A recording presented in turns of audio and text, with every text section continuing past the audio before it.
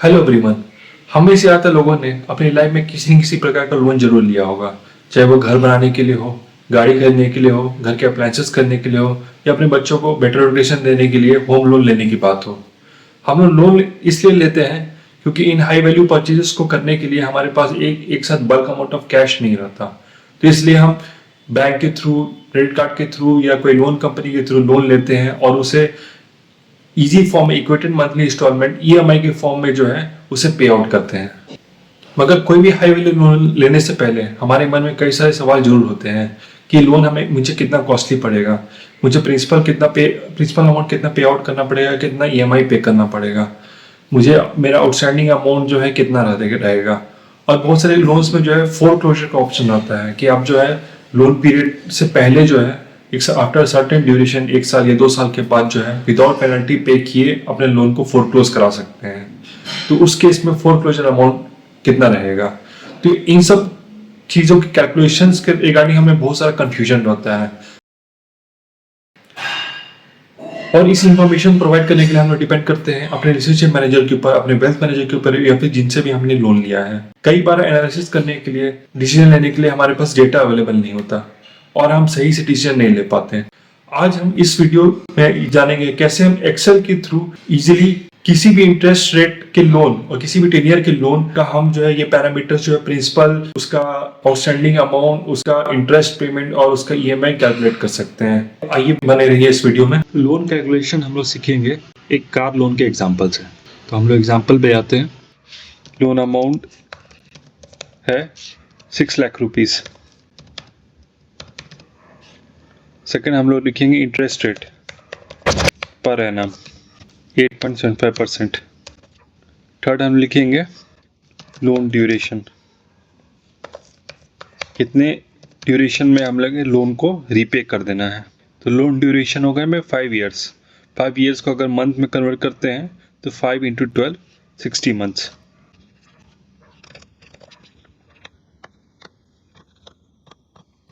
अब हम लोग जो है अपने कैलकुलेशन में जाते हैं। सबसे पहला जो कॉलम होगा वो मंथ का बनेगा। तो मंथ वाइज हमें देखना है कि कितना आउटस्टैंडिंग अमाउंट होता है, कितना प्रिंसिपल पेमेंट होता है, कितना ईएमआई पेमेंट होता है। तो first month, second interest payment, फिर principal payment, third loan outstanding, ये हमें जितना हर पीरियड पे कितना लोन हमारा बचा रह जाता है, हमारा लोन का प्रिंसिपल अमाउंट। लास्ट कॉलम में हमें लिखेंगे ईएमआई। तो मंथ पहले हम लोग 1 से 60 तक फिट कर लेते हैं।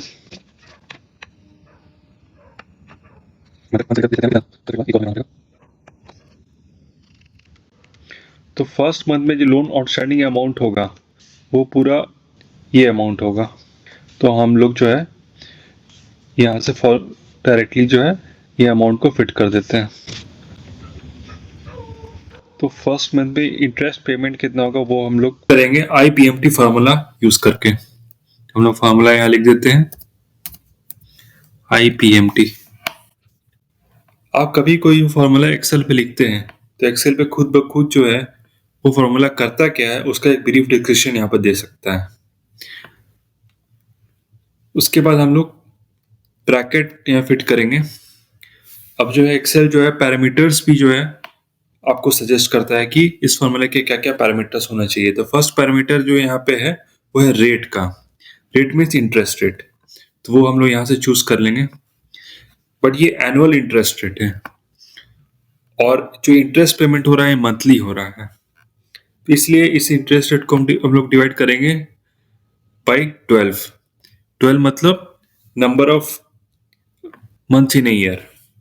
अब लोग ध्यान दीजिएगा कि ये इंटरेस्ट रेट है, ये फिक्स है, इसलिए हम लोग जो इस सेल को फिक्स कर रहे हैं। किसी भी सेल को हम लोग फंक्शन F4 या F4 दबा करके फिक्स कर सकते हैं। ये सिस्टम टू सिस्टम डिपेंड भी कर सकता है, तो आप लोग देख लीजिएगा कि आप लोग में फंक्शन F4 से हो रहा है कि F4 से हो रहा है। उसके बाद जो नेक्स्ट पैरामीटर जो है पर मीन्स पीरियड, मतलब किस पीरियड का हम लोग इंटरेस्ट निकालना है। तो फर्स्ट मंथ का इंटरेस्ट निकालना है, तो फर्स्ट मंथ के एंड में क्या इंटरेस्ट रेट रहेगा, तो हम लोग यहाँ से ये चूज कर लिए।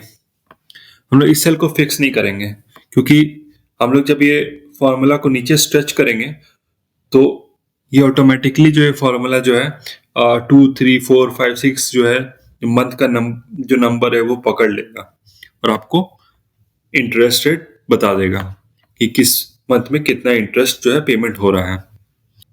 नेक्स्ट पैरामीटर जो है एनपीईआर। एनपीईआर मीन्स नंबर ऑफ पीरियड। तो नंबर ऑफ पीरियड यहाँ पे 60 है, तो इसको हम लोग यहाँ से चूज कर लेते हैं और इसको भी फिक्स कर देते हैं। उसके बाद जो नेक्स्ट पैरामीटर है वो present value. Present value means मतलब किस अमाउंट का आपको इंटरेस्ट निकालना है, ठीक है। तो वो जो है यहाँ पे 6 लाख रुपीज है, तो इसको हम लोग चूज करके इसको भी फिक्स कर देंगे। और आप लोग ध्यान दीजिएगा कि हमें जब भी लोन अमाउंट होता है उसके पहले माइनस साइन लगाना पड़ता है, वरना ये नेगेटिव रिजल्ट देता है। जैसे आप देखिए, अभी मैं इसको करता हूं तो आप देखिए नेगेटिव में आ रहा है, तो इसको आप लोग करेक्ट कर सकते हैं यहाँ पे माइनस साइन लगा करके। आप स्कूल में पढ़े होंगे कि माइनस माइनस प्लस होता है, तो वैसे ही तो ये होगा इंटरेस्ट पेमेंट। इसको हम लोग पूरा स्ट्रेच कर देंगे नीचे तक, तो ये आपको हर पीरियड में हर मंथ में कितना आपका इंटरेस्ट पेमेंट होगा ये आ जाएगा।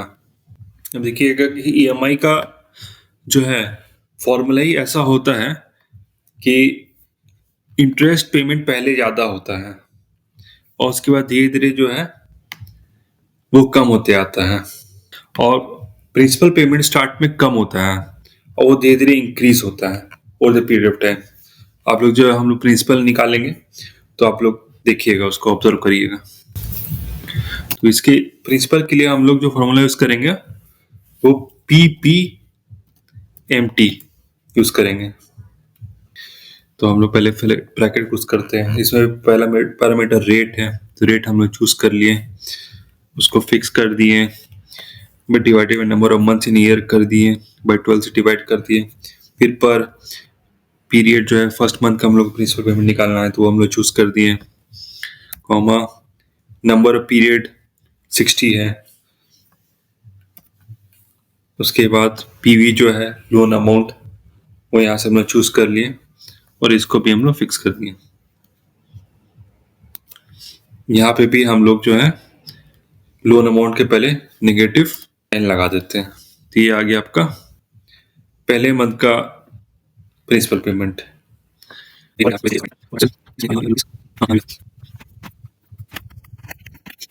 अभी इसे भी हम लोग स्ट्रेच करके प्रिंसिपल पेमेंट हर पीरियड का निकाल लेते हैं, तो ये हो गया आपका प्रिंसिपल पेमेंट। आप देख सकते हैं कि प्रिंसिपल पेमेंट पहले कम अमाउंट रहता है और फिर वो धीरे धीरे वो बढ़ता है।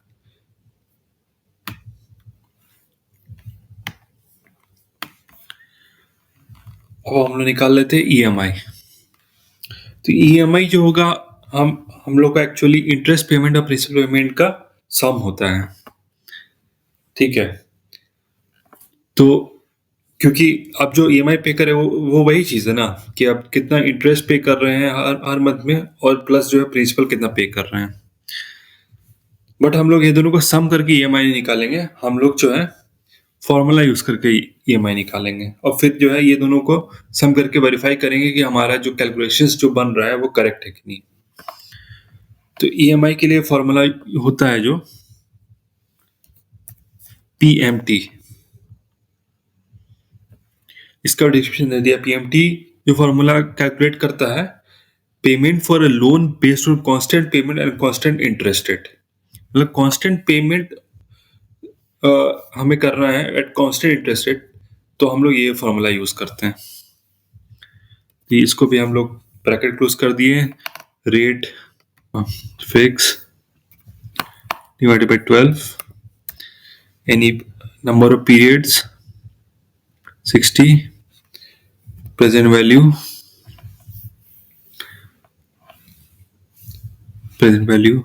ये हम लोग फिक्स कर दिए।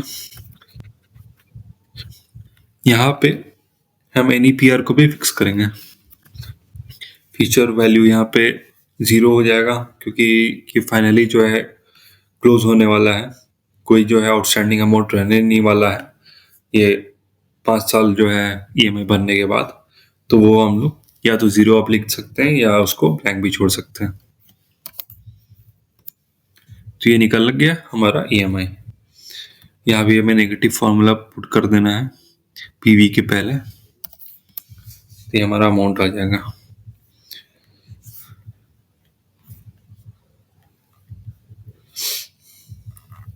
अब जो ईएमआई पेमेंट होता है ये हमारा फिक्स होता है, ये हर पीरियड में सेम ईएमआई हम लोग पे करने वाले हैं। और ये जो आप देखिएगा कि जो इंटरेस्ट और प्रिंसिपल अमाउंट है, ये दोनों का सम जो होता है ईएमआई के अकॉर्डिंग होगा। तो हम लोग ये चेक कर लेते हैं यहाँ पे, ऑटो सम।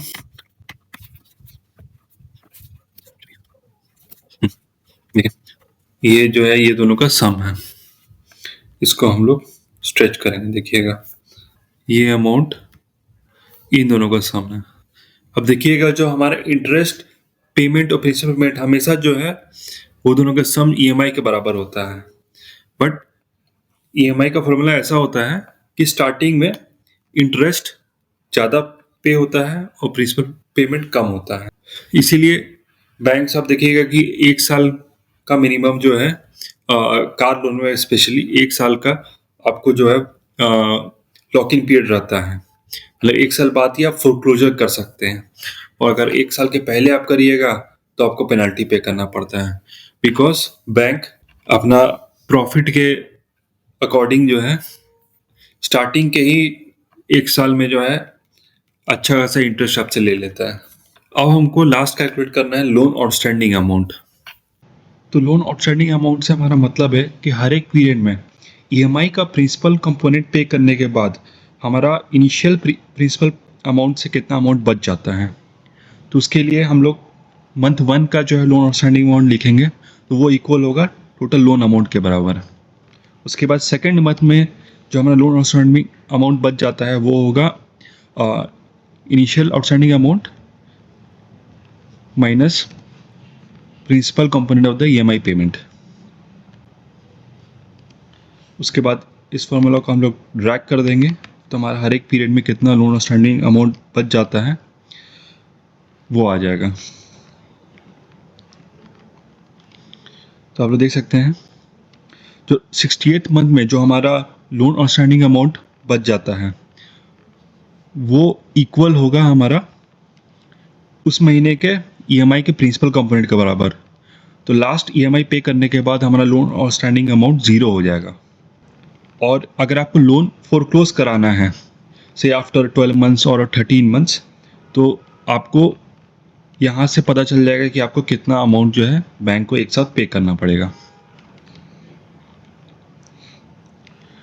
तो ये था हमारा वीडियो जिसमें हमने सीखा कि कैसे हम लोग किसी भी लोन के कंपोनेंट जो interest payment, principal payment, loan outstanding amount, EMI payment, उसको कैलकुलेट कर सकते हैं इजीली थ्रू एक्सेल।